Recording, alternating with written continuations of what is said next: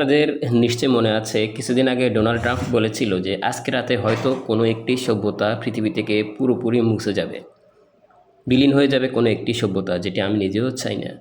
যখন তিনি এই কথাটি বলেছিলেন তখন আমরা ধরেই ছিলাম যে আমেরিকা ইরানে পারমাণবিক হামলা করবে।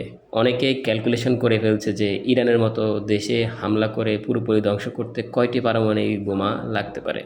অনেকেই হিসাব করে দেখেছিলেন যে 40 থেকে 45টি পারমাণবিক বোমা হলে পুরো ইরানকে মাটির সাথে মিশিয়ে দেওয়া যায়।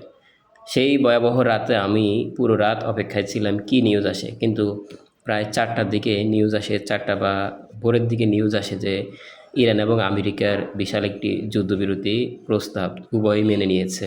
মানে ওই দিন থেকেই যুদ্ধবিরতিতে চলে আসছে উভয় দেশ এবং যুদ্ধবিরতি কার্যকরও হয়েছে। কিন্তু ট্রাম্পের ঘোষণার পর আমরা কিন্তু সবাই অবাক হয়েছি। এখানে যেই বিষয়টি বলতে চাই, যখন হজরত মুসা আলাইহিস সালাম ফেরাউনের আক্রমণে সর্বশেষ নীল নদের পাড়ে এসে দাঁড়ায়, দেখলো যে সামনে আর যাওয়ার কোনো পথ নাই। পিছনে পিছনে আছে বিশাল ফেরাউনের বাহিনী, কোনো ওয়ে নেই। তারা ভেবেছিল তারা এই মুহূর্তে শেষ হয়ে যাবে, কিন্তু ঠিক সেই মুহূর্তে আল্লাহ তাদেরকে কত বড় একটি সহযোগিতা করেছেন, সাহায্য করেছেন, সে কাহিনী আমরা জানি তো।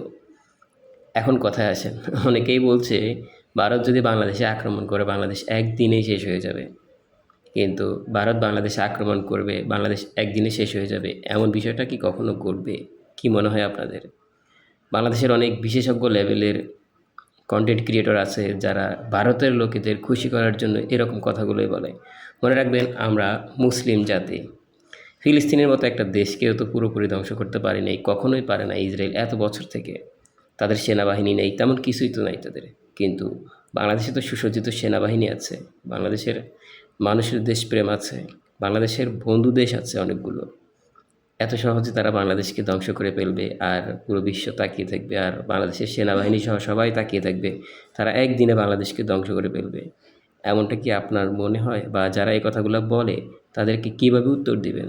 কোনো উত্তরও তো তাদের দেওয়ার নাই, কারণ তারা তো অলরেডি ভারতবাসীদের পক্ষে চাপাই গিয়ে তাদের কোর্টে, তাদের পক্ষে, তাদের ফিল্ডে বল নিয়ে যায়, যখন আপনি সেখানে গিয়ে কমেন্টও করতে পারেন না। কারণ এই উম্মাদ বদ্ধ পাগলগুলো নাই কোনো দেশপ্রেম, নাই কোনো সঠিক জ্ঞান। আমরা যুদ্ধ চাই না, ভারত আমাদেরকে একদিনে ধ্বংস করে দেবে এটাও খুব বেশি সত্য কথা নয়। আর ভারতের মতো দেশ আমাদের একদিনে ধ্বংস করবে এমনটা কখনোই হবে না। কেননা আমাদের পার্শ্ববর্তী দেশগুলো ভারতকে দখল করা শুরু করে দিবে।